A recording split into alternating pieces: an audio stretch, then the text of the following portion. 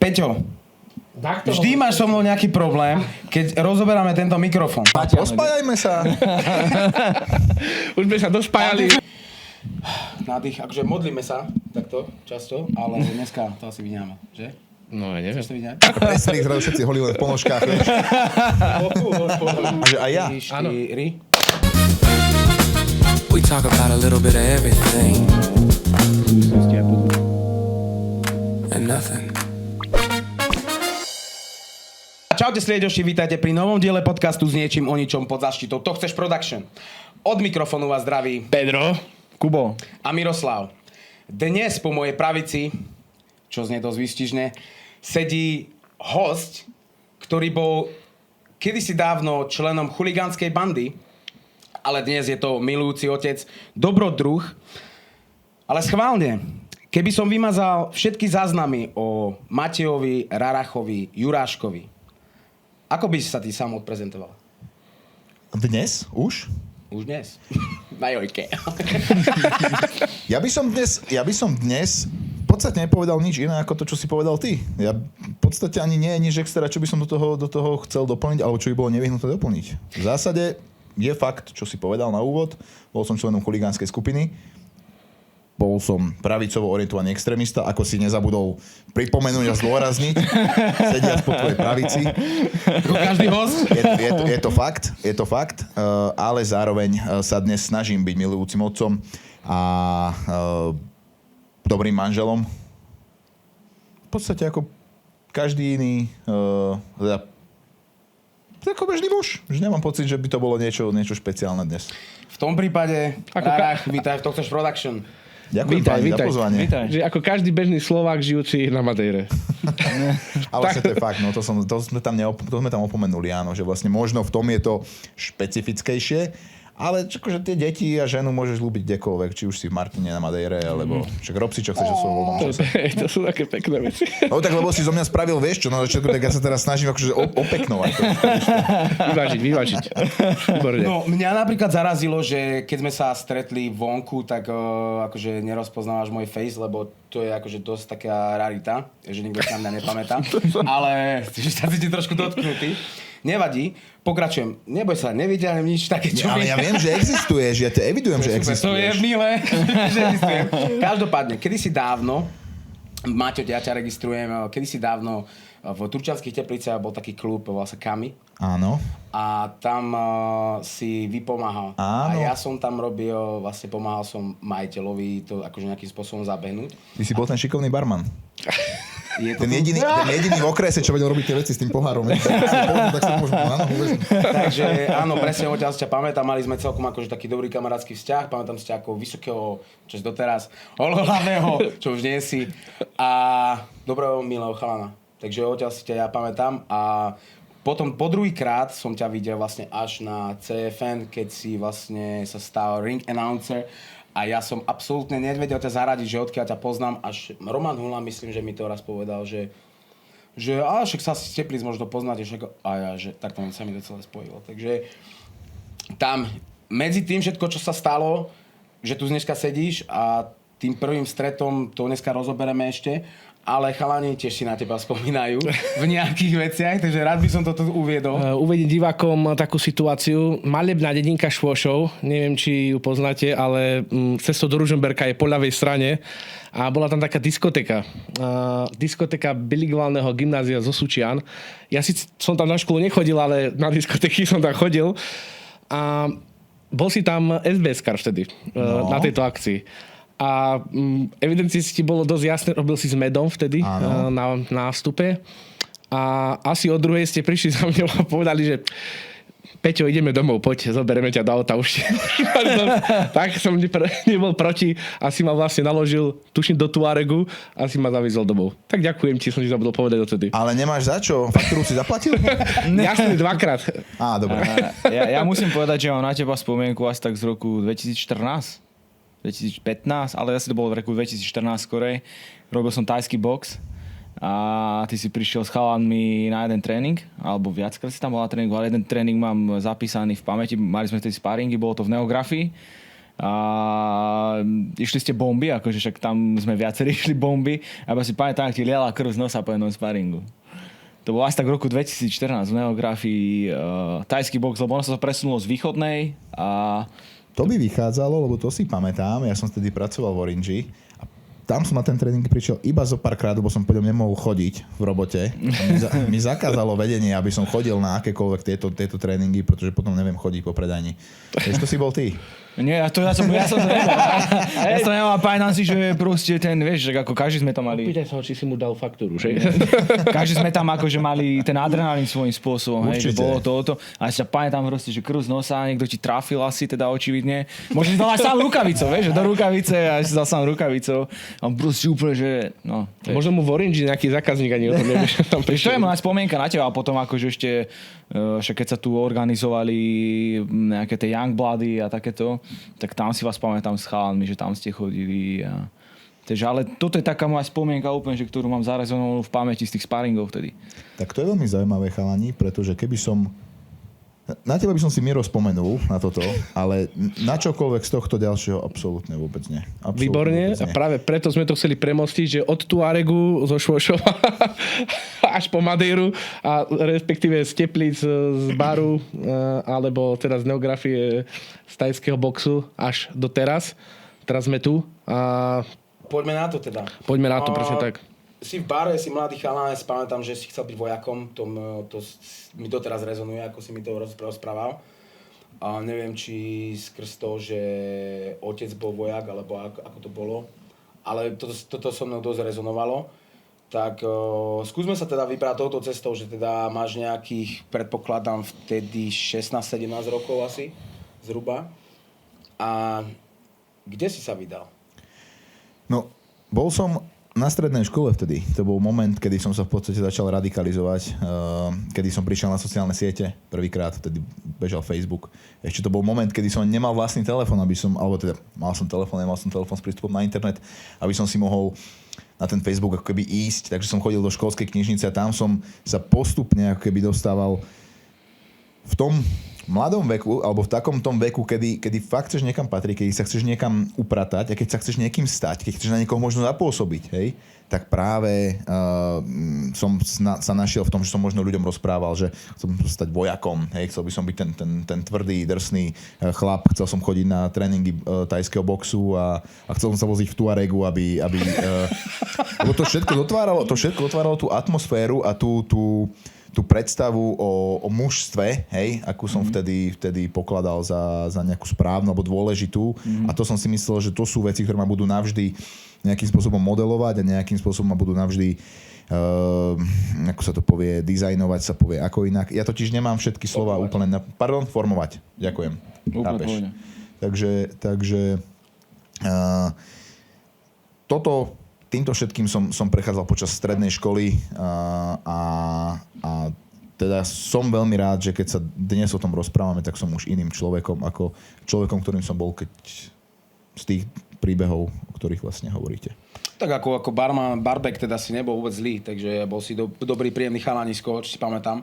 Mňa by skôr zaujímalo, že odkiaľ vznikla tá myšlienka, že ja chcem byť ten tvrdý, veľký, silný. Odkiaľ si myslíš, že to pramenilo? Ja som to obdivoval na tých ostatných chalanoch, ktorí sa možno práve aj v tom klube, Kami klub sa to volalo, že boli tam tí biletári, tí vyhadzovači. Ja som chcel patriť ku nim, ja som nechcel robiť za barom. Ja som, však spomínal si Romana, tak ja som Romana poprosil vtedy, že však Roman tam robil vtedy vyhadzovača. Roman, ja chcem byť tam s vami ten vyhadzovač. A on mi vtedy povedal, vieš čo, nie, to sa nedá, si proste ešte mladý, malý, to proste nie. Ak potrebuješ robotu, ja ti robotu dohodím. Tak nakoniec som skončil za barom tam. Ale ma to ako keby škrelo, že tí chalani ako keby môžu robiť vyhadzovačov, ja nemôžem. Čo preto ešte musím urobiť, hej, aby som sa tam dostal? Tak musím teda asi chodiť na tajský box, hej, a musím teda asi si vyholiť hlavu a musím teda asi si kúpiť Tuareg, aby som zapôsobil na ostatných ľudí. A som to vtedy pokladal ako naozaj za dôležité a nevyhnutné veci na to, aby som si získal nejaké postavenie a nejakú pozíciu v spoločnosti, povedzme. Ale myslíš, že... A teda ja mám na mysli, že odkiaľ to odkiaľ to pramení. Že reálne, teraz keď sa na tom pozrieš, že s ohľadom, lebo ono sa to nevyjaví, len také, niekto nemá napríklad takú podstatu, alebo teda nevyviera z neho tá taká, že idem byť prirodzene maskulínny. Vieš, čo myslím? Viem, že niekto čo sa chce hrať s vláčikmi, niekto chce byť boxerista, niekto chce byť baletkou už dneska. Takže reálne, keď sa od tohto odrazíme a máš možnosť tej introspekcie alebo tej retrospektívy na seba, tak vieš, že odkiaľ to, že bol ty vzorom otec, ktorý bol tvrdý, alebo... Nie. Do tohto by som úplne rodinu neťahal, že ja som proste mal pocit, že som takmer dospelý a je čas, že si môžem vytvoriť to, čo ja chcem, to, čo ja uznám za vhodné. A skúšaš, hej? Že si vo veku, kedy chceš veci skúšať, kedy chceš zisťovať, čo ti sedí, čo ti nesedí. No a hovorím, ja som vždy ako keby som vyhľadával pozornosť, nerobila mi zle pozornosť, naopak. Som sa v nej cítil možno pohodlne a keď som dostával tú pozornosť od ľudí na základe možno aj nesprávnych nejakých povedzme činov, hej, tak mi to nepripadalo nesprávne, pripadalo mi to ako keby ako vhodné riešenie na to, aby som sa dostal na oči ľudí a aby som dostal ich nejakú pozornosť a rešpekt možno. Otec alebo rodina na toto vplyv nemali a ak áno, tak práve len ten skôr pozitívny, že ja pochádzam z rodiny milujúcej, dobrej, ja mám obidvoch rodičov, prítomných rodičov, aj keď je pravda, že mama do toho dávala maximum, čo mohla. Čítala nám knihy s bratom. Bola naozaj veľmi, veľmi milujúcou a prítomnou matkou. Otec sa snažil zabezpečiť nás po materiálnej stránke, to znamená veľa pracoval, postavil pre nás dom, obetoval sa po tej materiálnej stránke a to je takže ja nemôžem povedať, že by mi z rodičovskej alebo z toho rodinného zázemia čokoľvek chýbalo. To by som nepovedal. Ale snažil som sa akoby stať sa sám sebou, hej, ale zároveň, popri tom, ako som si myslel, že sa stávam sám sebou, sa mi to možno v nejakom momente vymklo z rúk a mal som pocit, že to je tá cesta, ktorou chcem ísť a dnes na ňu nespomínam s hrdosťou, povedzme. V mladosti, ale to väčšinou je tak, že nás tie partie ovplyvnia a ty si povedal, že sa ti páčila pozornosť, že myslíš si, že keby v tom čase si stretol partiu, ktorá by bola kladne naladená, dajme tomu, že si mal dajme tomu, že by sme ju nazvali záporne naladenú, hej, že ťa ako keby stiahla tým smerom, ktorým teraz si akože vtedy si možno chcela, ale teraz si sa za to hanbíš, tak ale ponúkli by ti pozornosť tá partia. Ja neviem, mohli to byť, tanečníci, alebo proste niečo, kde by si získal... Striptery, ale... Niečo, kde by si získal... No, tak ja som robil v gay-klube, takže tam sa diali nejaké veci. Vieš, že by si mal, tú pozornosť by si dostal, ale bolo by to kladného charakteru, hej? Neboli by to žiadne bitky, neboli by to žiadne návštevy štadiónov, bolo by to proste niečo v inšom ponímaní. Nechcel by som to hodiť, celú zodpovednosť za svoju minulosť by som veľmi nerád hádzal na skupinu. Veľmi nerád by som bol ten, kto povie, že hej, síce som bol chuj kedysi, ale vlastne za to ja vôbec nemôžem, môže za to nejaká partia, medzi ktorú som prišiel, ona ma stiahla. To nie je pravda. To by proste nebola pravda. Pravda bola taká, že ja keď som šiel na tú tribúnu, už som tam šiel s tým vedomím, že s vedomím, s nejakým takým už som mal nakročené k tomu, aby som vyhľadával možno nejakú radikálnu partiu. Ja som nešiel na tú tribúnu s tým, že ja zmením tú tribúnu k zlému, alebo že tribúna zmení k zlému mňa. Ja už som tam ale šiel s tým, už vtedy som mal vyholenú hlavu. Už vtedy som pozeral na Facebooku videá, ja neviem, vtedy od možno nejakého Milanka Mazureka alebo od niekoho podobného o tom, že akí sú zlí Rómovia, akí sú zlí utečenci a za čo všetko tu kto môže. A keď som sa stretol na tej tribúne s chalanmi, ktorí boli podobní ako ja, výzorom, presvedčením nejakým, hej, tak som tam veľmi rýchlo a ľahko zapadol a veľká výhoda toho celého bola, že som vlastne nemusel vynakladať žiadne extra akoby úsilie alebo nejakú extra schopnosť navyše, aby som sa dokázal etablovať v skupine. Že kdežto, keby som sa napríklad pridal k tanečníkom, hej, ja by som musel vedieť tancovať. je pravda, ale, áno, vieš, ale musíš vedieť tancovať, musíš byť flexibilný, musíš byť ohybný, To som nebol, hej. Keby som sa chcel pridať iba k thai-boxerom, musel by som byť dobrý thai-boxer, alebo musel by som byť dostatočne tvrdý, alebo dostatočne disciplinovaný, povedzme. Ani to som asi možno nebol, hej. A že podarilo sa mi, hej, pridať sa k skupine ľudí, ktorá nevravím, že bola zlá, hej, ale nemusel som vytvárať extra úsilie k tomu, aby ma prijala a aby som sa v nej presadil. Pamätáš si svoj prvý moment, alebo respektíve nejaký ten prvý zápas, kedy si prišiel na tú tribúnu? Tak veľmi skreslene. Zisťujem aj takto, keď mi ľudia hovoria svoje skúsenosti a svoje spomienky, tak si uvedomujem, že neviem si ich úplne hmatateľne predstaviť, že mňa si veľmi tak skočil Miro, keď si povedal, že si pamätáš, o čom sme sa my dvaja rozprávali. Ja nemám tento druh pamäte, akoby, že či to je možno preto, že nechcem si to pamätať, alebo že absolútne si nepamätám, že by som teba niekedy nakladal do auta a viezol ťa niekam. Vieš, že to je... že to je... Niečo mi skreslo hlavou, ale to som ja. Ježiš, na hole by... Nie, on skončil, on si myslel, že nakladal bude bodka, vieš. A bol hlavou niekde naspäť pri tej Malage, vieš. Takže... Dobre, Miro. Dobre, ďakujeme veľmi pekne za tvoju vsúku. No,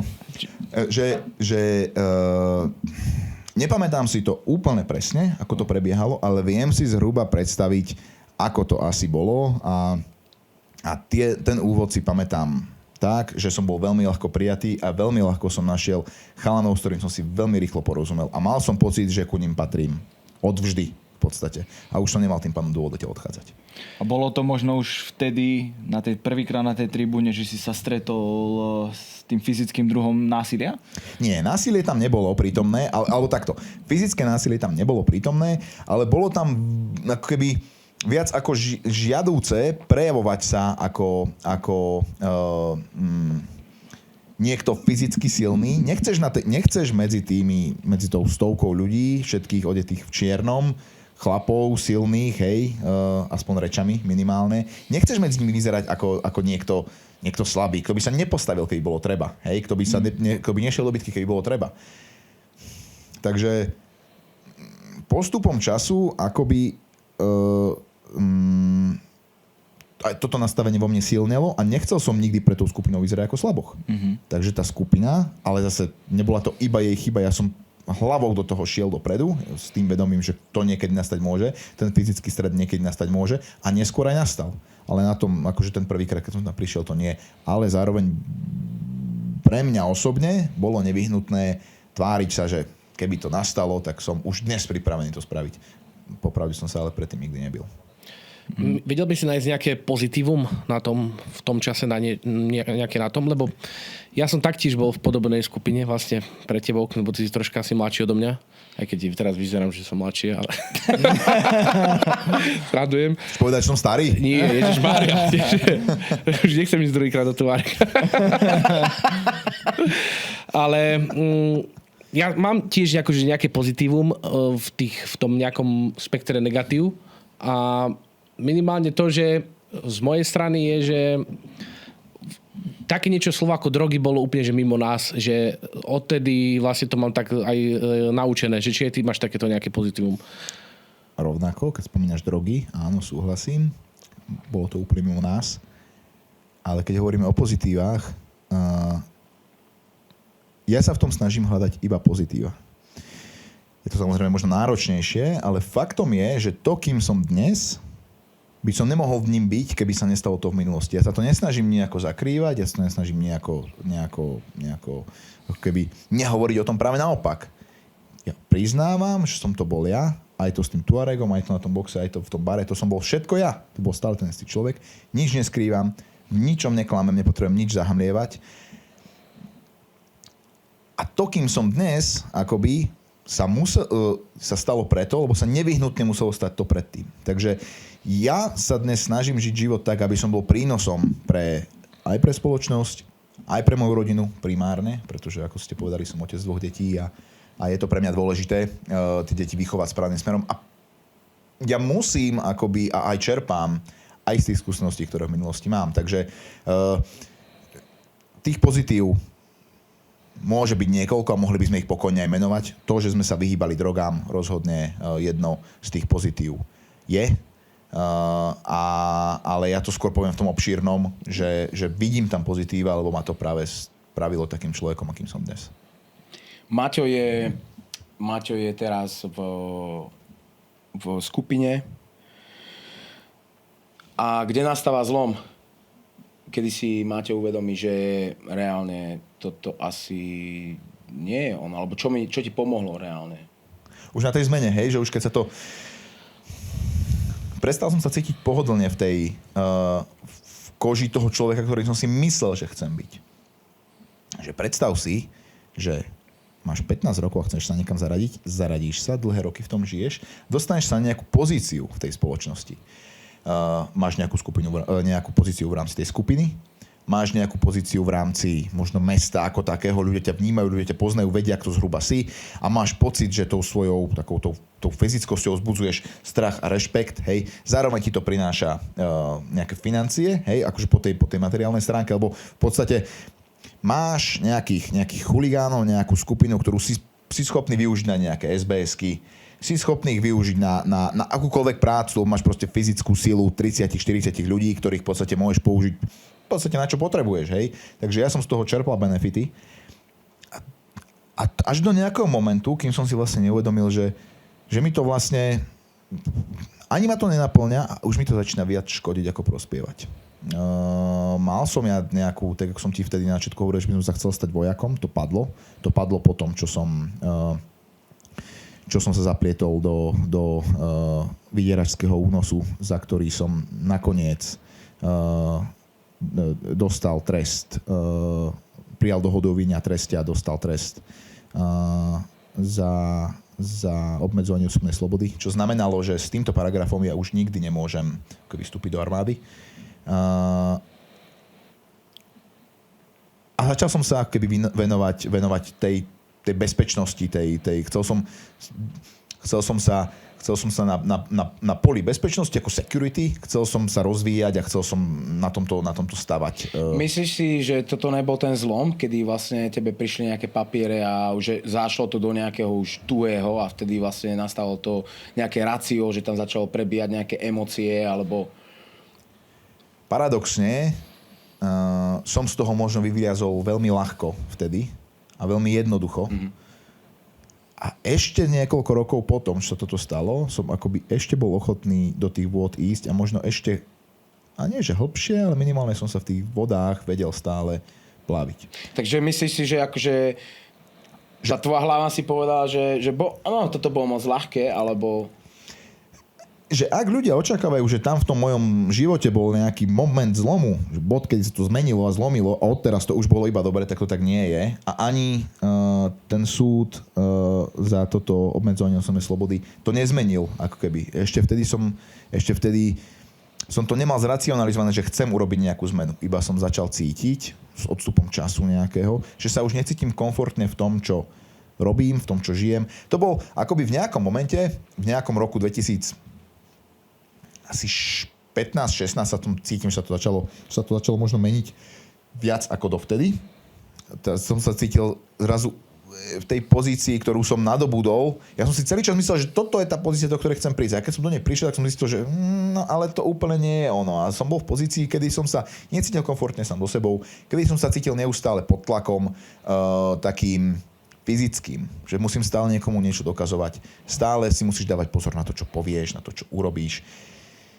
Mm-hmm. Neustále si akoby musel sa hýbať na takom veľmi tenkom ľade, že až klamať akoby, alebo klamať, minimálne zahmlievať o tom, čo robíš, či už pred nejakou políciou možno, alebo v podstate pred okolím. Že nemohol si ako keby byť v kľude, tak ako som napríklad dnes. A sám sebou?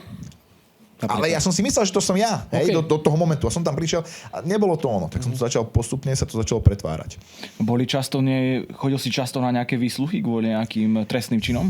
Nebolo to často, ale akoby dialo sa to a začalo to byť nekomfortné aj kvôli práci. Spomínal som napríklad ten Orange, som sa skúšal zamestnať v Orange, pracoval som v Orange a Dvakrát tam prišla za mnou kriminálka, vieš, dovnútra. A k tým, že sme v malom meste, to už proste vieš, ktorí to chalani sú. Tak už keď ich tam vidíš, tak už vieš, že je to proste problém. Tak si s tými ľuďmi vyšiel vonku, sa tam s nimi išiel rozprávať, ale... A za veci, ktoré som nespôsobil ja, za veci, ktoré sa stali, hej, a tí policajti za mnou prišli sa pýtať na tých ľudí zo skupiny, či o tom teda niečo viem, lebo však to sú predsa tvoji ľudia, hej, ty si ich tam možno aj poslal na tú vec. No a necítiš sa v tom komfortne. A či už to bola pravda, alebo to nebola pravda, to nie je dnes podstatné. Podstatné je to, že naboráva ti to tvoj osobný život, tvoj pracovný život a začína ti to prinášať problémy. A tým, že som sa chcel akoby v tej security branži niekam posunúť, tak začalo mi nemôžeš si dovoliť skončiť s nejakým paragrafom, keď chceš ako keby zvýšiť ten level toho, čo robíš.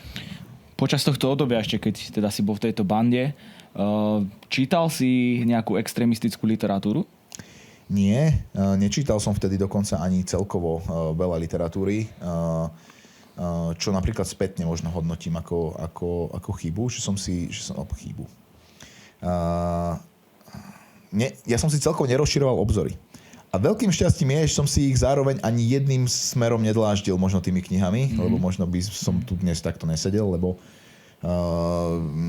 vedel by som možno do hlavy cez nesprávnu literatúru dostať niečo, z čoho by som sa už možno nikdy nevykopal. Svojho času napríklad zhruba v týchto rokoch, ako sa bavíme, pamätám si, že som si kúpil tu v Pantarej v Martine, som si kúpil Mein Kampf. A keď som sa stiahoval na Madeiru, tak som ho objavil doma, hej, a on bol zabalený ešte v obale. Ja som si ho kúpil len ako pózu. Ja som si ho kúpil ako... žiadnu inú extremistickú literatúru som doma nikdy nemal. Toto bol Mein Kampf, čierna väzba, zlaté písmo Mein Kampf, pod tým napísané Adolf Hitler. Pravdepodobne to bola nejaká verzia bez úprav, hej, alebo bez nejakého dodatku editora. Hej.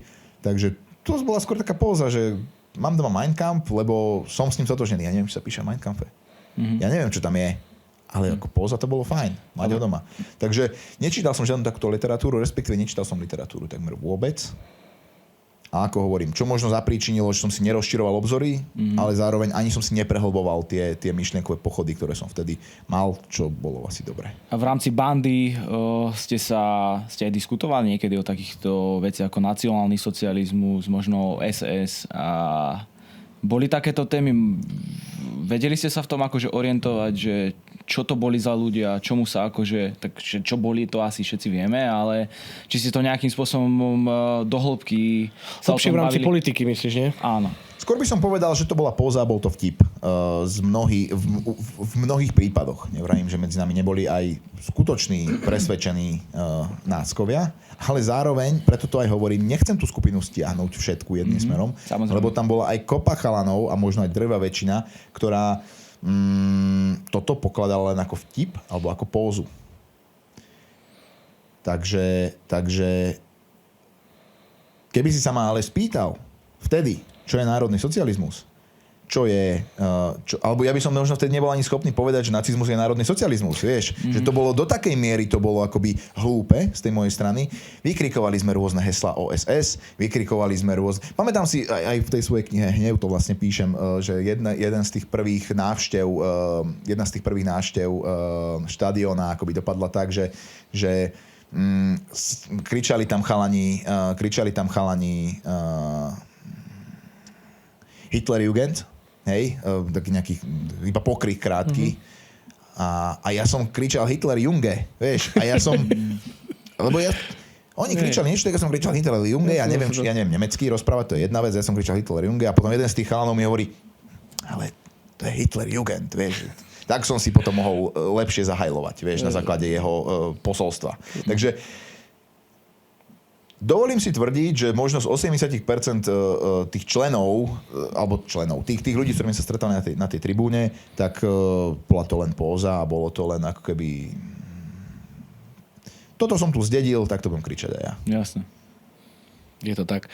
A teraz si teda vravel, že si sa chcel zdokonalať v tej security. Vieme aj to, že kedy asi prišiel ten tvoj akože reálny prerod, že keď si bol ako ochrankár prezidentky Čaputovej, tak ten prerod prišiel presne vtedy, keď si tam bol, či to bol ten nejaký ten postupný od toho, ako si chcel byť ten security? Ja by som to stále nazýval postupným prerodom, Okay. Ale ja to len opravím, že ona nebola prezidentka v tom čase, ona bola kandidátka na prezidentku. Okay. A v tom čase sa udiala kopa dobrých vecí v mojom živote. Ja som sa presťahoval do Bratislavy, to znamená, že som fyzicky odišiel z toho sveta, v ktorom som žil. Šiel som ďalej. Aj keď je pravda, že keď som prišiel do Bratislavy, tak som naďalej ako keby vyhľadával veľmi podobný svet. Hej, žil som v ňom. Predsa len v tom security je stále to je istá nejaká sorta ľudí, s ktorou akoby, že úplne sa to nezmenilo. Hej. Ale dobrá vec sa stala prvá, keď som sa presťahoval do Bratislavy, sa stala prvá dobrá vec. Stretol som svoju aktuálnu manželku. Ale že v podstate okamžite hneď prvý večer. Hej. Takmer. A ona veľmi rada cestovala. Ona ovládala jazyky. Mne sa to strašne páčilo. A zrazu som videl, že na ňu asi úplne nebude zaberať, keď budeme akože ukazovať, že mám vyhádzanú tú prednú, vieš. To akože asi úplne nebude zaujímať, vieš. Ona mala rada tiež šport, hej, tak sme sa spolu stretávali tam v takej funkčnej zóne, tam sme cvičili, tak bol som tedy trošku nabušený, tak som sa mohol ukázať. Ale ani toto na ňu nebolo to najpodstatnejšie. Ona rada varila, hej, ona rada cestovala, hovorím, tak som sa snažil týmto smerom si tak akože nejako zapáčiť. Vidíš, že dnes mám s ňou 2 deti a je to akože úžasná. A čo si povedal, že ja viem praženicu, alebo že... Vieš čo? Pohorel som, čo sa týka tohto. Doslova som pohorel, čo sa týka tohto varenia, takže to už nerobíme. Ale jednoducho uvedomil som si, že nemusím na ňu keby pôsobiť týmito pre mňa som si vtedy myslel, že mužnými prejavmi, hej, to dnes už viem, že to bola hlúposť, ale že tam sa to začalo diať postupne. Nový svet, nová žena a zhruba presne v tom čase robili sme slnečný cirkus robili sme akože security na slnečnom cirkuse v Bratislave na štadióne a dostal som ponuku teda cca mesiac pred vyvrcholením prezidentskej kampane sprevádzať, strážiť kandidátku Zuzanu Čaputovú. To bolo vlastne o tom, že dobré Rarach, lebo ja som bol vtedy Rarach, už som nebol Maťo, už som bol Rarach vyslovene. Nikto mi nepovedal už vtedy inak ako Rarach, možno iba mama, keď sa hnevala. Matej, tak, ale proste bol som Rarach. Rarach, pôjdeš, máš klientku, vyzdvihneš ju na takej adrese a prevezmeš ju. Je to kandidátka na prezidentku Zuzana Čaputová. Dostal som nejaké základné inputy do toho. Tak prvé, čo ti prebleslo hlavou, tak vedel si sa, aspoň už vtedy som sa vedel zhruba orientovať, kto je aký, tak Čaputová, a kandidátka na prezidentku Čaputová je progresívna kandidátka, človek, ktorý pravdepodobne škodí Slovensku. Ale bola to práca, takže som ju prijal ako akúkoľvek inú. Ja som mal vtedy skôr, povedzme, že nazvime to, že proruské názory, hej, alebo že ak som vtedy niečo čítal, tak som čítal možno niečo ako Hlavný denník, alebo niečo vtedy vôbec existovalo, alebo niečo týmto smerom si to predstavte. Asi Infovojna možno. Áno, ďakujem, hej, že takýto všelijaký. A tak som tam nastúpil, prevzal som ju ráno, začal som ju akože sprevádzať. Išli sme na Talerovú. Talerová je ulica, kde malo vtedy, lebo však ona bola kandidátka za PS, Progresívne Slovensko, tak som si nejako predstavoval tých ľudí, hej, tých progresívcov, jak tam budú piť to latečko sojové. A to budú všetko proste zlí ľudia. Zlí ľudia, to oni budú veľmi pravdepodobne ma prehovárať, aby sme nejaké deti zneužívali, alebo aby sme aspoň testovali nejaké látky. Hej, určite.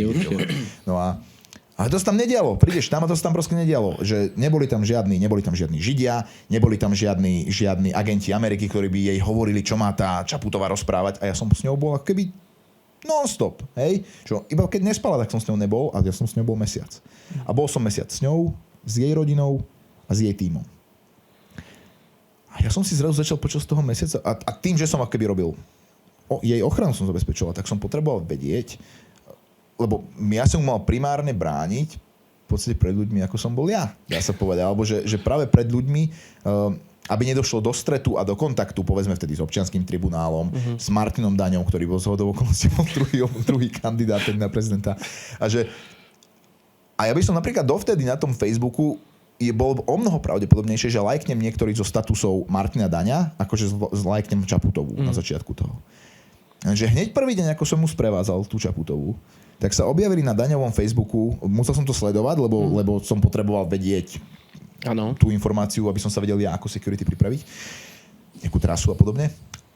A on tam po prvom dni, čo ja som ju sprevádzal, tak on tam napísal, že izraelskí agenti Mossadu nasadení na stráženie Čaputovej. Asi bol v tom. A ja dobrý, roduverný nácek, hej, si to čítam. Ja som z Mossadu. Že normálne, kde si to prdele ty vybral, hej, si to...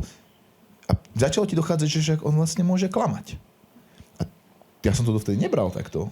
Som to proste bral ako to, že tento človek niečo donáša, tak práve donáša na tých protislovenských, na tých zlých. A keď som počúval, ako potom postupom času silnejú tie lži, lebo som vlastne bol tam, ja som tam bol fyzicky, ja som videl, ako sa tá Čaputová správa, ako sa správa jej tím, ako sa správa jej rodina. Zrazu som si začal uvedomovať, že mi o mnoho viac sedí to nastavenie a správanie tých ľudí, ktorí nie sú v tom neustálom strese, ktorí nie sú v tom neustálom takom ako keby až hneve, dá sa povedať. To bol veľmi pokojný a vyrovnaný svet, ktorý mi proste sedel. Som si uvedomoval, že oni sa rozprávajú, jasné, že riešili politiku primárne, ale keď bol keby čas a pri tých presunoch, že sme, ja neviem, že išli sme s kandidátkou na prezidentku Čaputovou, sme šli do neviem, či to bolo Michalovce, či kam sme šli na debatu, tak keď sedíš proste 5 hodín v aute, tak rieši sa tam samozrejme tá príprava na tú diskusiu, ale potom už v tom voľnom čase príde pár debát aj s ňou, hej, na tému cestovanie, na tému vzdelanie. My sa bavili aj o tom, ja som vtedy chcel začať študovať bezpečnostné manažerstvo. Ona ma v tom posmelovala. A vlastne som aj začal vtedy som začal študovať, takže ona ma tam akoby v tom posmelovala. A že zistil som, že zrazu s ňou a s tými ľuďmi okolo nej si mám o mnoho viac čo povedať, ako vlastne s ľuďmi z tej mojej minulosti. A vtedy vlastne som začal narážať sám na seba. A nebol tam žiaden bod zlomu, že teraz sa to zlomilo. Ale zrazu si začal byť opäť zase sebe nepohodlný. Že začal si sám seba spochybňovať a musel si sám v prvom rade pred sebou uznať, že všetky tie roky, čo si rozprával, tak si sa mohol mýliť. Možno som nemal pravdu. Možno všetko, čo som rozprával kamarátom, rodine, spolužiačkam, tak vlastne sa mýlim. Ja sa môžem mýliť. Ja som vtedy žiadneho Žida vlastne nevidel a všetkých som ich nenávidel. Iba preto, lebo som proste to tak pokladal za správne. Tak to bolo v mojom okolí, tak to proste bolo. Mal si niekoho v Bratislave z toho svojho okolia Martina? Či tam si bol sám? Mal som aj z okolia Martina ľudí a bol som stále aj v kontakte s ľuďmi odtiaľto. Ešte som vtedy nemal na sebe tú nálepku zradca. Hej, tak to nazvime. Dnes po Martine veľmi pravdepodobne chodím s nálepkou zradca. Hej. A som s tým stotožený. Absolútne tomu rozumiem, prečo tak tá moja bývalá partia berie. Ja tomu rozumiem. Ale napriek tomu si tú nálepku ako keby... Ja im ju nevyvraciam, lebo to nie je pre mňa až tak podstatné. Ale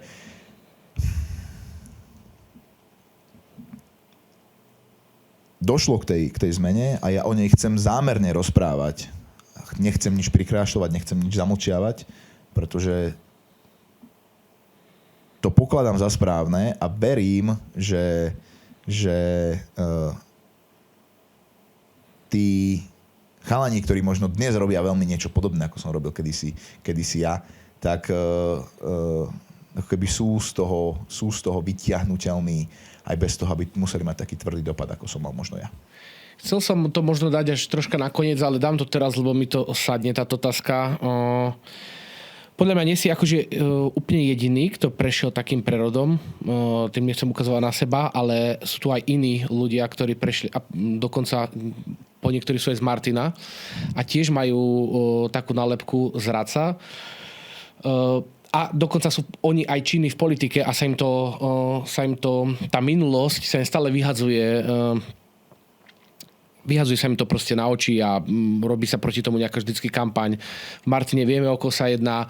V Bratislave, tuším, to je Brickfield, Martin Pátoprsty. Ja neviem, či on tiež prešiel nejaký prerodom, ale viem, že minimálne tuším je v Ružinové robí viceprimátor, som robil.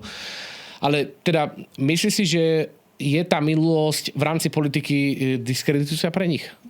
že je reálne diskreditujúca pre nich. Že môžem povedať, že teba raz niekto odfotil vo vani, keď si hajloval, keď si mal 16 a teraz máš 35, dajme tomu, a chceš robiť politiku, tak je to diskreditujúce, alebo nie? To asi nie je úplne otázka na mňa. Ja nie som spoločnosť. To je na spoločnosti, aby to vyhodnotila, ale a rovnako ja viem, o kom hovoríš aj tu v Martine, ja viem, o kom hovoríš aj v Bratislave. Ja nebudem ale na nikoho poukazovať, nebudem na niekoho menovať, aby to tým ľuďom nemohlo ublížiť. Ale ak sa chceš uchádzať ak sa chceš pohybovať v politike, ak sa chceš uchádzať o hlas ľudí, aby si ich mohol zastupovať, tí ľudia by mali vedieť, kto si. Tí ľudia by mali poznať tvoju minulosť a mali by na ňu mať možnosť prihliadnúť pred tým, než ti ten hlas dajú. Ja sa do politiky nechystám. Ale ak by som sa náhodou jedného dňa mal do politiky chystať, tak bude viac ako nevyhnutné, aby som všetko toto, čo teraz rozprávam vám, tak aby som nemal problém priznať pred svojimi voličmi. A keď to ešte, že teraz rozprávam o niečom, o nejakej politike, ale ja mám 2 deti. A tieto 2 deti, tento podcast a kopu ďalších mojich rozhovorov možno jedného nebudú počúvať. Ja chcem, aby moje deti vedeli, kto je ich otec. To sú pre mňa najdôležitejší voliči. To sú pre mňa najdôležitejší ľudia, moje deti. Hej? Ja potrebujem, aby moja žena vedela, kto som. Si ma zobrala za muža a bude so mnou do konca života, ak to pôjde podľa predstav. A moje deti, ak to pôjde tiež podľa predstav, tak tiež budú so mnou do konca života. A že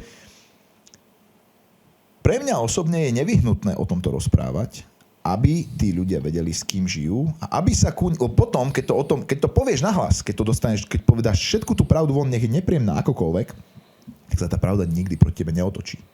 Tak sa nikdy potom nestane, keby tí chalani, ktorých spomínaš, keby na začiatku predtým, než sa začali o túto pozíciu uchádzať, keby na začiatku predtým odkryli toto všetko, tak by tie ako keby ten spätný náraz toho by nebol tak silný, pretože čo to proti mne vyťahujete? Ja som to sám povedal, že tak bolo. A moji voliči majú možnosť rozhodnúť sa, či áno, či nie, lebo ja som im to povedal. Ja som čistý človek. To, že som nejaký bol, ma samozrejme diskreditovať môže, ale chcem, aby ste to vedeli o mne. Mm-hmm. Lebo potom, keď to o mne viete, tak už nič horšie o mne zistiť nemôžete. Ja som holý. Hovorím vám všetko. Takže ak sa to voči chalanom obracia, tak je to možno preto, že to možno nepriznali. Možno to nepovedali nahlas, lebo možno sa toho báli, čo príde. Ani mne to nebolo príjemné o tom hovoriť. Ale dnes sa cítim o mnoho slobodnejšie a voľnejšie. Nie pred voličmi, ale pred svojimi vlastnými deťmi a sám pred sebou. Bo mňa nemá čo prekvapiť. Skoro som sa rozplakal, ale ideme ďalej. Ideme ďalej.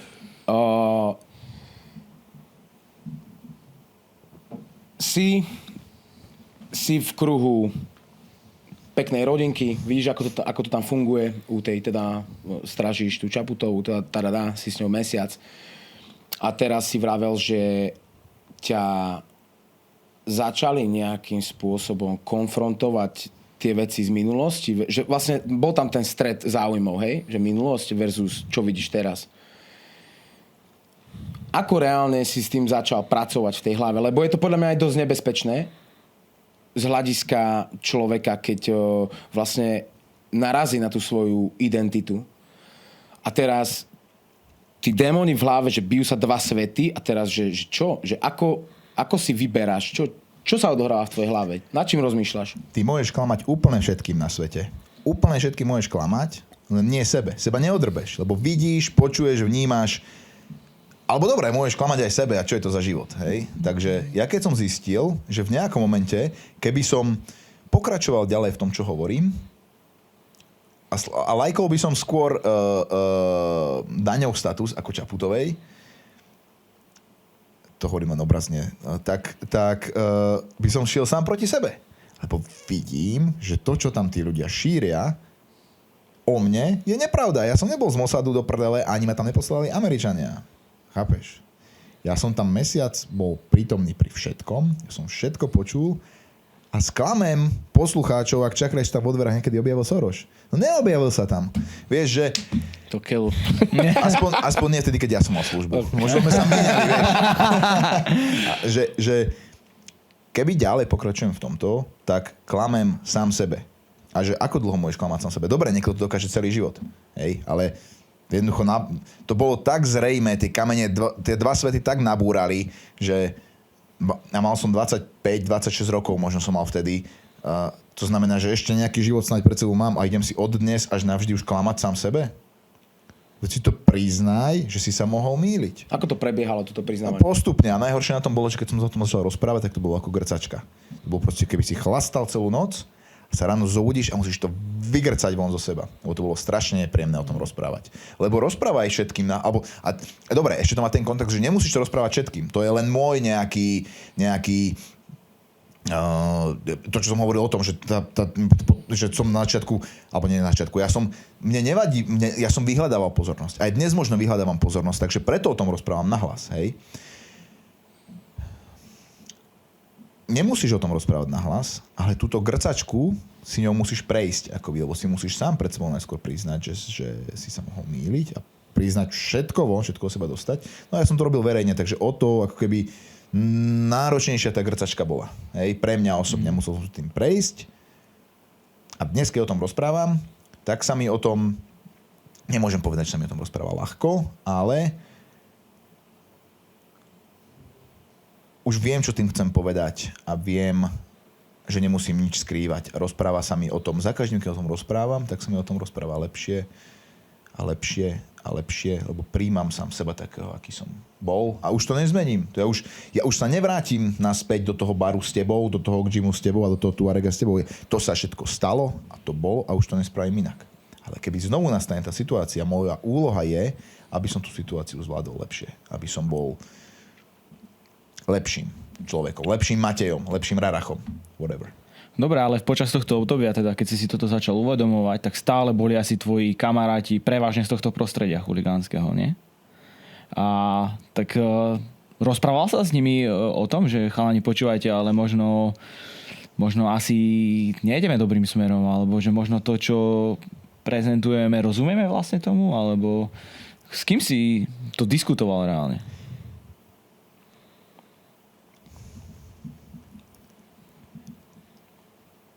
Toto je veľmi špecifické v tom, že robíme martinský podcast. Keď sa ma na toto pýtajú kdekoľvek inde, tak to môžem povedať veľmi obšírne. Dávam si veľký pozor na to, preto to hovorím takto, lebo nemienim nikoho zraniť, alebo nemienim na niekoho hodiť nejaký čokoľvek, lebo tu je to o mnoho ľahšie uchopiteľné a menovateľné. Akoby. To nechcem, aby sa stalo. Takže si budem dávať veľký pozor na to, čo poviem. Aby som neublížil niekomu inému. Pokúšal som sa o tom rozprávať. Nie konfrontujúco, nie s tým zámerom, že im niekoho zmeniť, ale sám som sa snažil pochopiť tých chalanov, ktorí naďalej mali na to možno iný pohľad. A nefungovalo to. A týmto môžeme asi aj túto otázku odkopnúť preč, lebo nefungovalo to a ak existuje a z celej tej skupiny ľudí dodnes existuje už iba jeden jediný človek, s ktorým sa rozprávam, lebo mám pocit, že stojí za to sa o tom rozprávať. Alebo takto. My sa nerozprávame o tomto, ja nerozprávam sa o tom s ním, že ako by sa človek mal zmeniť a ako by sa mal pozerať na svet. Ja s ním ale trávim čas, lebo ho mám rád a vážim si ho a verím tomu, že ten čas môj stojí za to stráviť s ním. Ale nie som tu na to, aby som kohokoľvek presviečal alebo menil.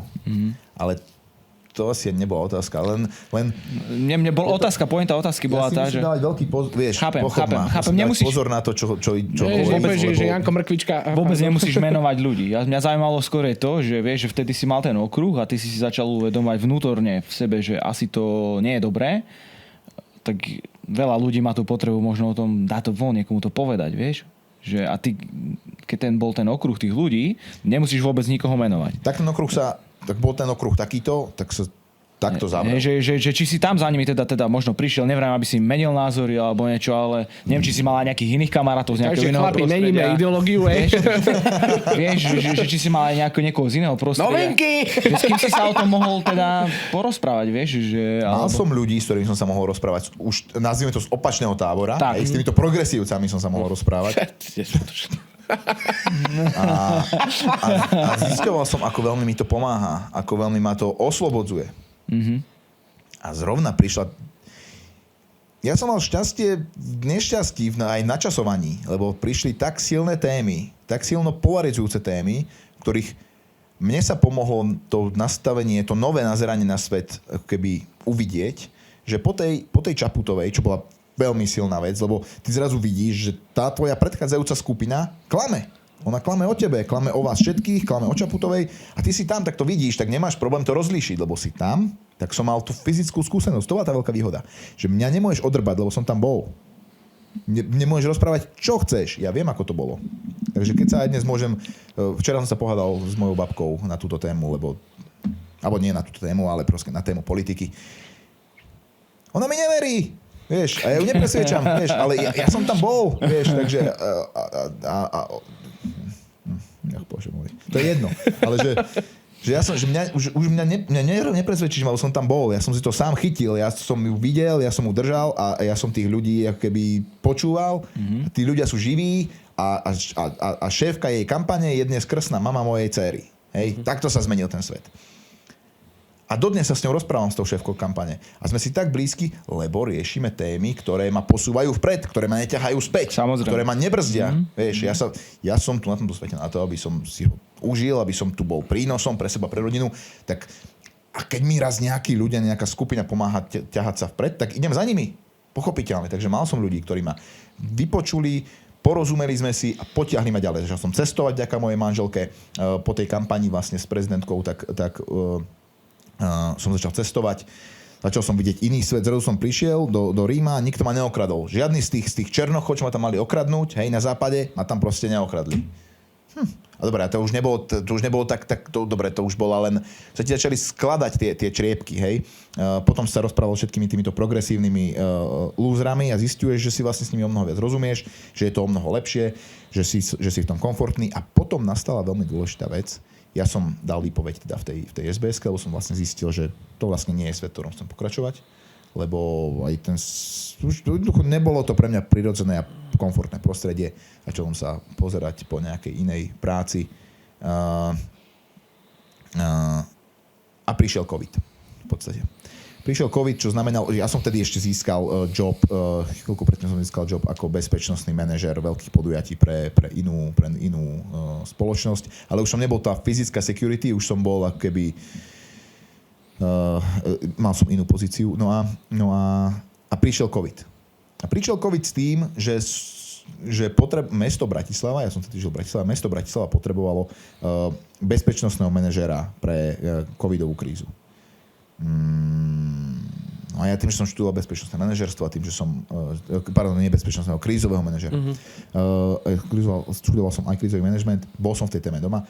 Prišla táto ponuka, či idem pre mesto Bratislava, pre Matúša Vala, pre progresívca ďalšieho, hej, že či ideš... podruhé. Že ideš pre týchto ľudí, ideš robiť krízového manažéra karanténneho zariadenia pre ľudí bez domova. V preklade, hej, takto to volá, v preklade pre mňa proste ideš robiť poriadok medzi bezďakov. Hej? Puj, chápeš?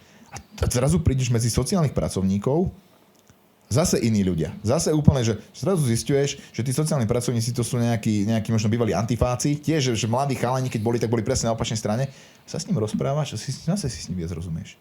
Potom sa rozprávaš s tým bezďákom a to zrazu nie je bezďák.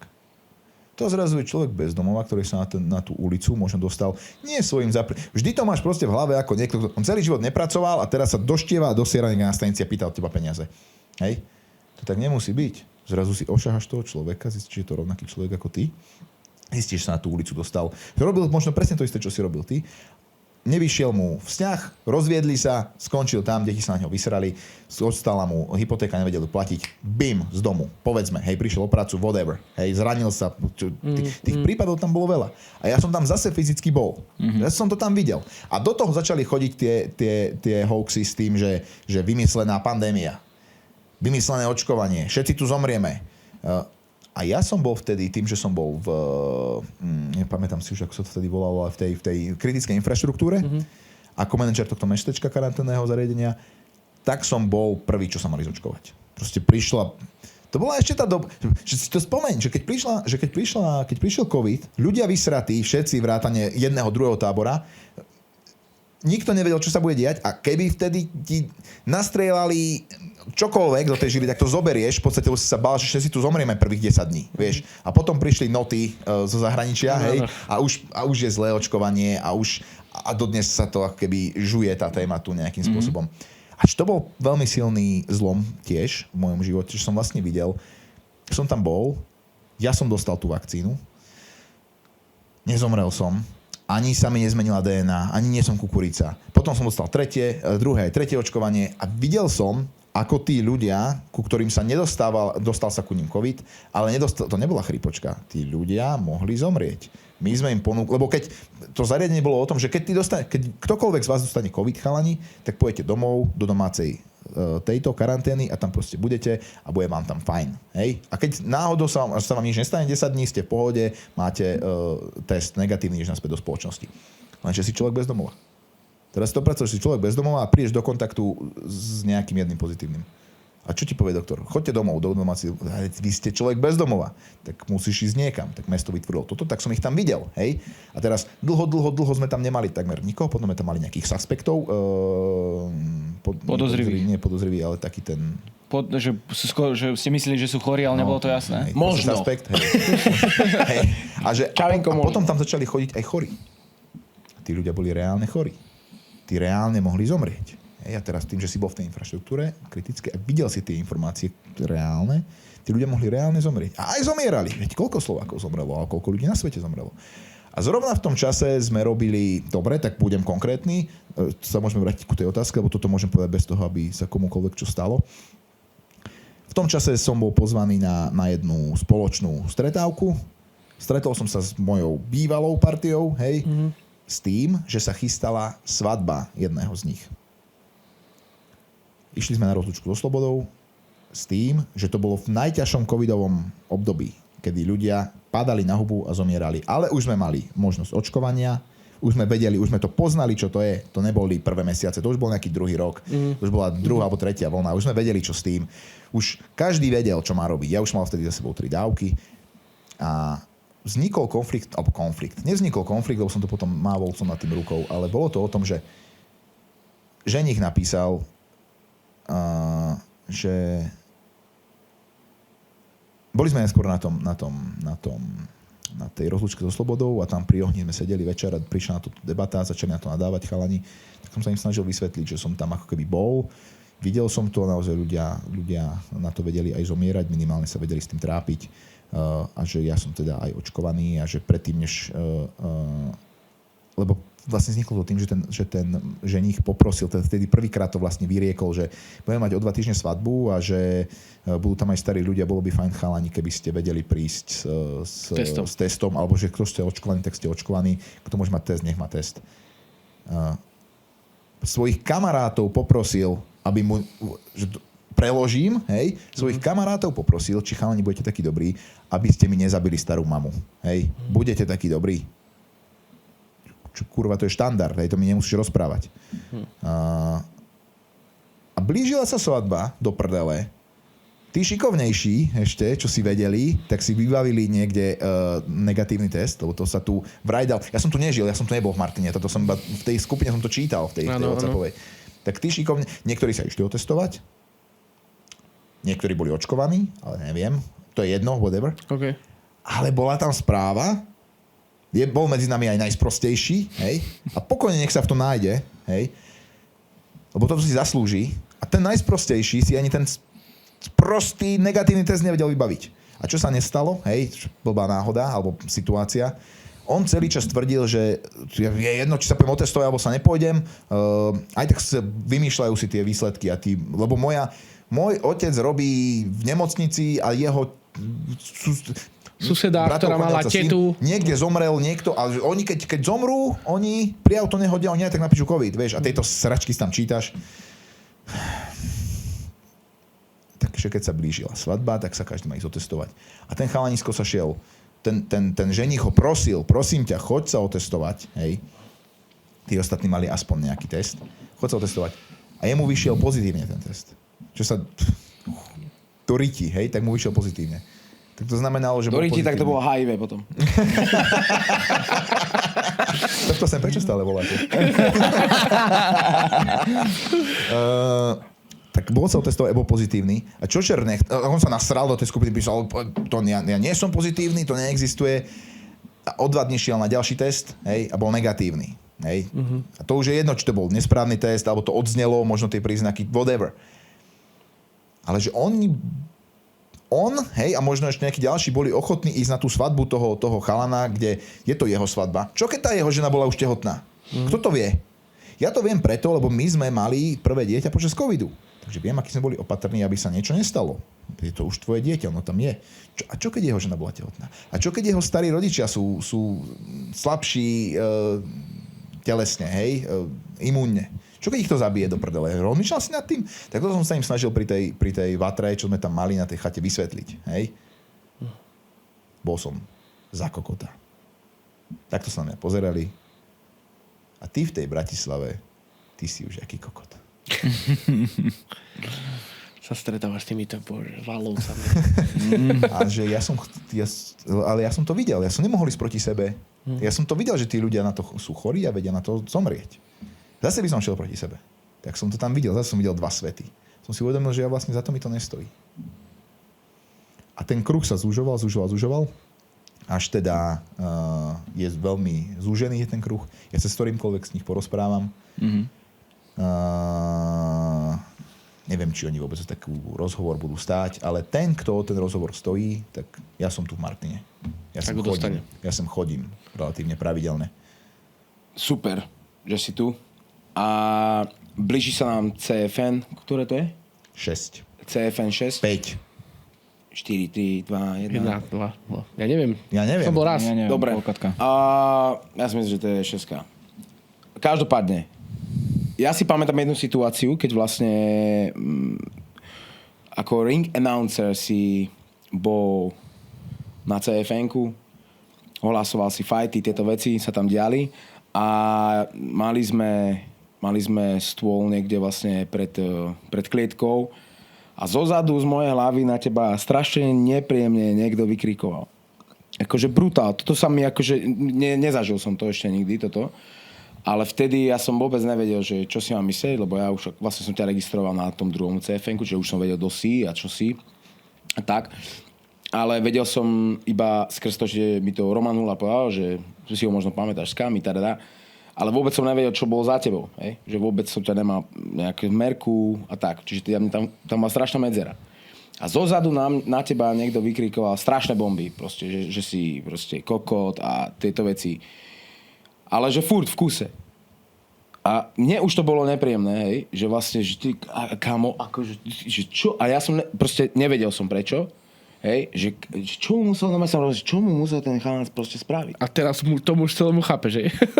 No ako áno, reálne som v tom obraze aspoň, že mám, hej, tušaká, že prečo to niekoho mohlo nasrať, ale vtedy to bolo pre mňa strašne nepríjemné. Ale otázka je iná. Keď sa takáto vec stane reálne na verejnosti, je to strašný tlak. Ja neviem, na CFN chodí 1000-2000 ľudí. Dajme tomu. Teraz reálne ty tam stojíš, niekto na teba vykrikuje, musíš sa správať profesionálne. Nemusíš sa správať profesionálne, pretože aj tak je to akože nejaká naša vec, ale predsa vo vstávke je tvoje meno a tieto veci všetky. Ako Rarach pracuje v hlave v takejto situácii? V tej hale je 2000 ľudí a 2000 ľudí nekričí som kokot. v tej hale je 2000 ľudí a len zo pár z nich je presvedčených o tom, že som zradca a že som kokot a že si možno zaslúžim bitku alebo minimálne opľuť. To nie je 2000 ľudí. To je nejaká skupina ľudí. A z tej skupiny ľudí je iba zo pár schopných kričať. A ešte menší počet ľudí je schopných reálne ma konfrontovať. A teraz nevravím fyzicky, ale akokoľvek. Ústne minimálne. Ja nikoho nenabádam, aby to urobil, aby ma niekto... Ja nestojím o konflikt. Ale snažím sa tú nepríjemnú situáciu zúžiť na realitu. Na teba nekričí celá hala, že si kokot. Na teba kričí 1 alebo 2, možno 5 ľudia, 10 povedzme. Vyblokujem ich, dám ich bokom. Sústredím sa na to, aby tá 1900 ľudí, čo tam je ten zvyšok, by si užil ten večer. Oni tam neprišli pozerať sa na mňa, ako ja stratím nervy, alebo ako druhá skupina stratí nervy. Ja som tu na to, aby si tí ľudia užili ten večer. Ja som tu preto, lebo ma sem niekto pozval. Pozval ma sem hlavný organizátor toho podujatia.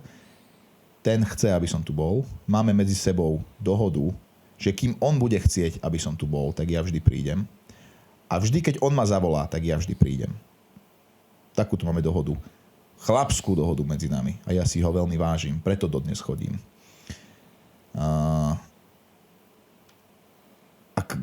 Klamal by som, keby som povedal, že si to nevšímam, že to tam znie. Jasné, že to počuješ. Ale ja nežijem svoj život kvôli tomu človeku, čo tam kričí.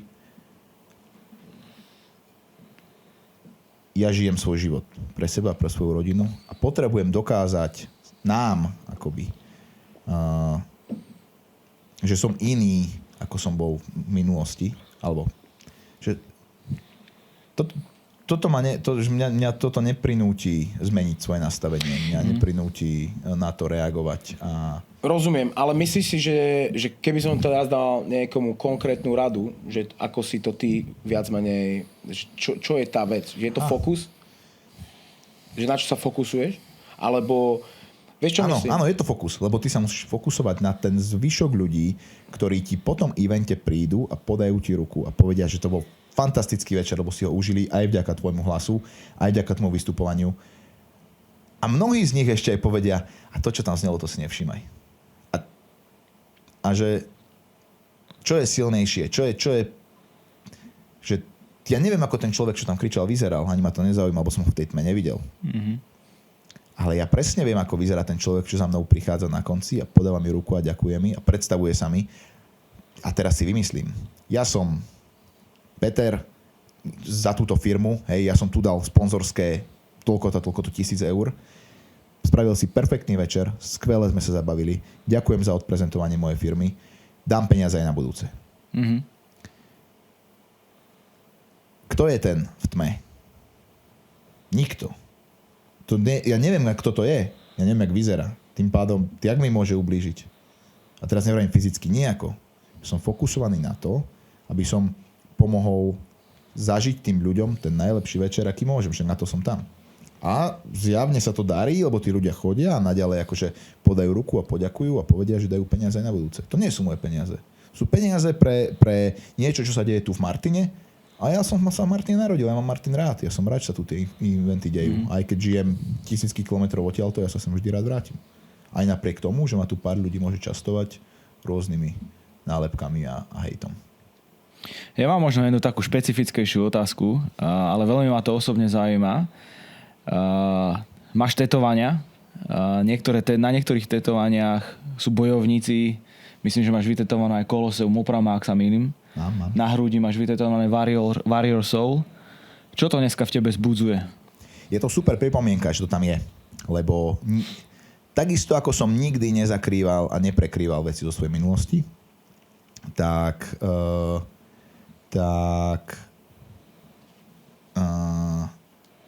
nikdy neprekryjem a nebudem prekrývať a neprekryl som žiadne z svojich tetovaní. Všetko, čo na sebe mal vytetované, to tam kedysi malo svoje miesto a dodnes to tam miesto má. A ja ku ním som pridal zo pár tetovaní, ktoré sú možno farebné, ktoré možno majú pre mňa aktuálny odkaz. Aj k tomu nápisu Warrior Soul, ktorý tam mám na hrudi, som neskôr pridal Peaceful Mind. Neprekryl som Warrior Soul. Ja som stále Warrior Soul. Bol som a dodnes som. Lebo aj z toho hnevu sa dá čerpať pozitíva. Hnev nie je iba negatívna informácia, negatívna vec. Ty si robil bojový šport. Ty vieš, že keď ten hnev využiješ správnym spôsobom, môže ťa to niekam posunúť, môže ťa to niekam streliť, môžeš podať lepší výkon. Ten hnev môžeš využiť aj v práci ja neviem, ako to volá, barista, whatever, you know, vieš. Kebaby. Môžeš hnev otočiť vo svoj prospech a môžeš ho využiť na správnu vec. Takže, alebo hnev. Tú bojovnosť, chápeš? Takže ja som dodnes Warrior Soul. A napríklad, keď sa rozhodnem bojovať tichom proti hnevu z publika, že na mňa niekto kričí, lebo aj to je boj, aj to je nejaký postoj. Len je pokojný, mohol by som mu odkričať niečo naspäť. Možno kedysi by som to spravil. By som si myslel, že ako dobre bojujem. Mm-hmm. Ale ja som naďalej Warrior Soul, ja som naďalej duša bojovníka, ale je tam pridané Peaceful Mind. A snažím sa podľa toho orientovať, podľa toho riadiť v živote, že bojovník,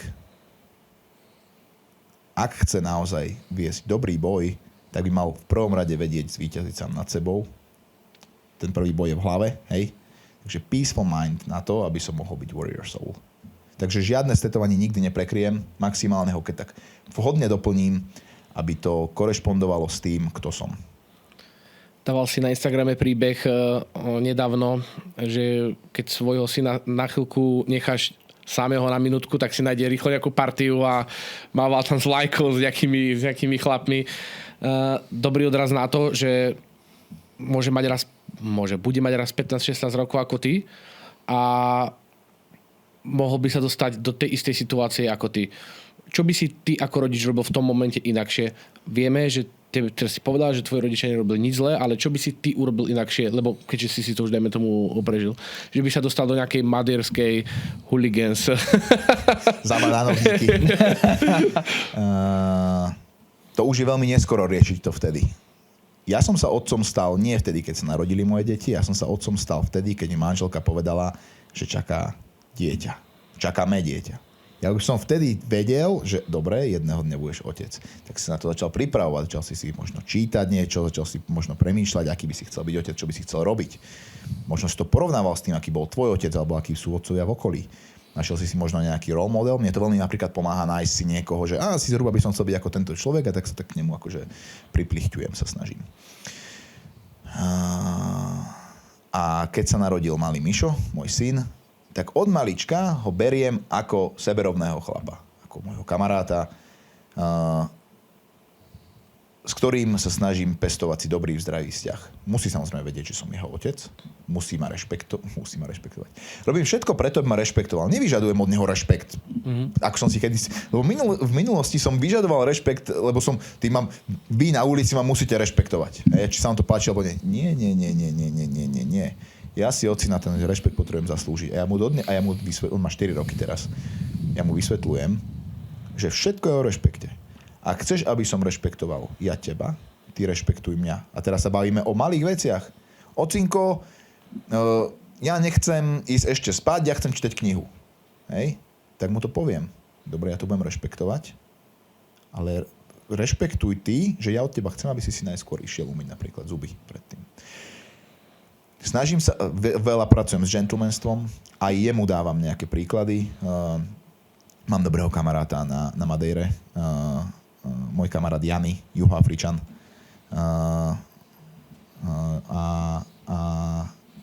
To je pre mňa taký dobrý príklad mužstva, hej, takého toho gentlemanstva. Tak si novým stále rozprávam, áno, Mišo, chceš byť gentleman?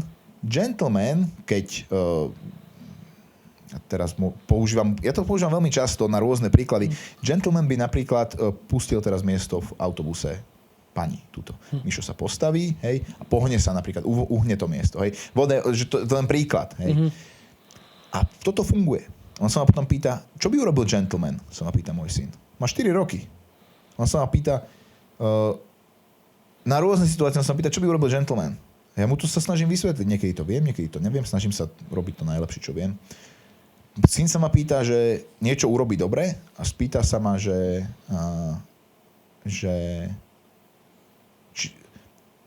chce odo mňa počuť, že rešpektujem to, čo urobil. Že jednoducho cítim, že tam, je to tam veľmi keby pevne postavené a hráme to cez rešpekt a hráme to cez gentlemanstvo.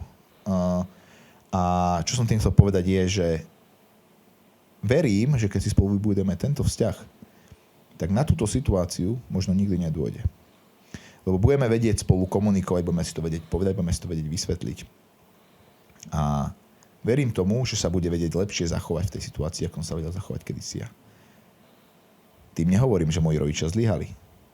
Len hovorím, že skúšam alternatívnym spôsobom dôjsť k tomuto, lebo si myslím, že keď by sme došli do tej situácie, že by mi syn v nejakom momente povedal, že ty panáčik, ty akože mi nebudeš rozprávať, čo ja mám robiť a ja idem sa byť niekam, už je neskoro, už ho nezlomíš. Čo ho pripútaš ho? Vieš, priviažeš ho? Naložíš ho do tuarega? Vieš, no nie. Ty ho musíš ten vzťah budovať od začiatku, aby na toto nikdy nedošlo. A ako pracuješ? Tak už asi nie si také. Bol si teda agresívny, keď si bol v tej mladosti? Bol si akože prirodzene agresívny, či skôr tak na silu agresívny? Či si bol tak akože silovo založený? Neviem to porovnať, lebo myslím si, že som bol agresívny a dodnes s tým musím pracovať. Dobre, zasa si dával jeden príspevok, že vám tuším pred Veľkou nocou nedodali múku do vašej pekárne. Chcel si mu nabombiť tomu? Nie, toto nebolo ešte problém, lebo už chápem, ako funguje Madeira, ale inde to pošlem. Madeira funguje tak, že sme ostrov v strede Atlantického oceánu, je tam krásne, je to tam úžasné, ale niekedy sa ti stane, že niečo ti nedodajú, takže už sa s tým naučil žiť. Už tam žijeme 3 roky a máme rôzne skúsenosti, takže už na tým mávneš rukou, spravíš si z toho maximálne storku a srandu. Pred 2 mesiacmi sa nás pokúsili na Madeire vykradnúť našu pekáreň. Použijem toto ako príklad.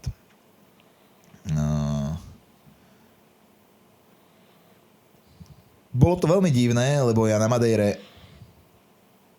nedbám na bezpečnosť. Nedbám na bezpečnosť absolútne, pretože tam je kriminalita absolútne nízka. Takže na Madeire nedbáme na bezpečnosť, alebo tam, kde žijeme, nedbáme na bezpečnosť, lebo krádeže a podobné veci sa tam proste nedejú. Si na ostrove, čo by si ukradol, kam by si utekal. A ešte špeciálne, čo by si ukradol do prdele v pekárni. Múku. Možno bol hladný. V dnešnej dobe. Priznám sa, že zo začiatku, prvé mesiace predtým, než sa stalo toto, ja som ešte aj tržbu nechával v prevádzke. Celomesačne. Bolo tam niekoľko tisíc. Dobre, potom, čo sa nás akože pokúsili vykradnúť, tak som bol akože v absolútnom šoku, lebo tam prišiel týpek, nepripravený zjavne, pravdepodobne niekto veľmi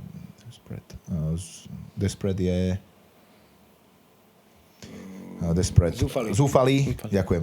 Pravdepodobne zúfalý chlap, ktorý možno potreboval peniaze na drogy, alebo ja neviem, hej, sa tam snažil šrobovačkom dostať do tých dverí. No jasné, že by ich iba zničil, hej, ale nedostal sa tam. Moja prvá reakcia bola prekvapenie. To bol miestny alebo turista? Pravdepodobne miestny. OK. Ale nechytili sme ho, nemáme ho. Ale moja prvá reakcia bola prekvapenie. Čo? Nás sa pokúsili vykradnúť? To je divné. Prišiel som tam, vybral som odtiaľ hotovosť, dvere ostali zatvorené. Neriešil som to ďalej, lebo si hovorím, to muselo byť veľmi zúfalý čin, že to niekto skúsil. Takže pocítil som akoby skôr prekvapenie. O 2 dní v noci, 2:30 ráno mi zvoní telefón, polícia. Hovorím, čo je? Pokúšajú sa vás vykradnúť, poďte sem. Nasratý. A zrazu som sa prepol do módu, všetko do čierna, sadám do svojho tuarega, idem riešiť vec. Som dal do teplánkov, rozmýšľal som, čo mám doma. Tak ako som sa prepol do toho módu, ktorý som mal kedysi, nasral som sa, že mne niekto ide vykrádať môj obchod. Hej, moju pekáreň. Som sa nasral, normálne hnev.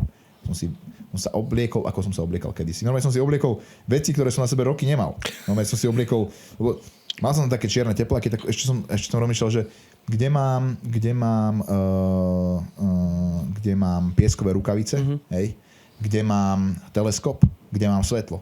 Kedy to bola bežná súčasť, proste ja som bol hocikedy ráno pripravený vyskočiť z postele, takto oblečený, odchod, pracovať. A som sa do tohto módu zapol. Hnev nasrať, akého tam chytím. Musím predstavovať, ak tam prichádzam, on sa tam špára v tých dverách, ja odzadu prichádzam zajebem takú bombu, že ho dolámem tam celé okolky a potom ho dobijem a ho takého odoznám policajtom. A som tam šiel s týmto hnevom. Našťastie tam nikto nebol. Našťastie som ho tam nenašiel. Ani sme neprišli na to, kto to bol. Som sa tam sadol a som tam sedel v tom aute až do rána, kým nezačalo svítať, potom sme tam dali kamery a podobne. A ja som 2 dní v sebe držal nejaký hnev a som postupne spracoval, čo by som spravil. Prvá reakcia bola, prichádzam, bam, hákom ho zostrelil, že tam máme takú... By si mu vyhodil zadno. No, ale Sa mi to páči, si to hneď vizualizoval. Ale som si začal predstavovať postupne. No dobre, nemôžem ho tak trafiť, bo keď on tam špára v tých dverách, ja ho trafím odzadu, ja ho môžem zabiť. Ja ho trestnem ho tak, že sa tam trestne... To som predtým nikdy nemal. Ja som nikdy predtým takto neuvažoval. Hej? Keď som v tom bol, tak som na tým neuvažoval. Trafil by som ho zozadu, tam bol taký múr betónový, tam by si tresol hlavu. Čo keď by ochrnul, zomrel, čokoľvek. Potom čo, kámo? Veď ty máš všetko. Ty máš nádhernú rodinu, ty máš super manželku, ty žiješ na Madejre, kámo, pri oceáne, podnikáš tam. Máš všetko. Ty zabiješ chlapa, ty pôjdeš sedieť. Uvedomuješ to? Takže stop. Dobre, prichádzam odzadu, chytám ho, škrtím ho, zaspáva, odoznám ho policii. Potom rozmýšľam, mám terapeut, dobre. Potom 2 dní prešli a som mal stretku s terapeutom. Mám Slováka terapeuta, s ktorým sa rozprávam. A on sa ma pýtal, aký mám teda deň. A hovorím, Miloš, som nasratý. Som nasratý, mám hnev a dobre, že voláš, dobre, že hovoríme, máme spoluhodinové stretnutia. Som mu o tomto vyznal. Som mu povedal, že moja prvá reakcia bola hnev a nie som s tým spokojný. Nechcem sa hnevať, chcem mať pod kontrolou situáciu. Podarilo sa nám to spracovať, došli sme do stavu, kedy sa mi podarilo túto emóciu spracovať, túto emóciu akoby zvládnuť. Ale takto som sa kulkou dostal na odpoveď na tú otázku. Ja stále hnev v sebe mám. Stále sa snažím ho lepšie a lepšie spracovávať, lebo si uvedomujem, že mi obrovsky škodí, pokiaľ ma pohltí. Teraz si naozaj predstav, že by som tam prišiel, ten chlap by tam bol a ja by som ho zvesil tak, ako som chcel. A predstav si, že by som kvôli tomu musel prísť o život, ktorý vediem. Čo si? A kedysi som žil presne takýto život každý jeden deň. Každý jeden deň mohol zazvoniť telefón a každý jeden deň by som to šiel spraviť. A vždy by som to spravil. Vždy by som to spravil proste. A vďaka Pávu Bohu sa to nikdy nestalo. Lebo som tu nemusel byť. Mohol som byť v base. Hej?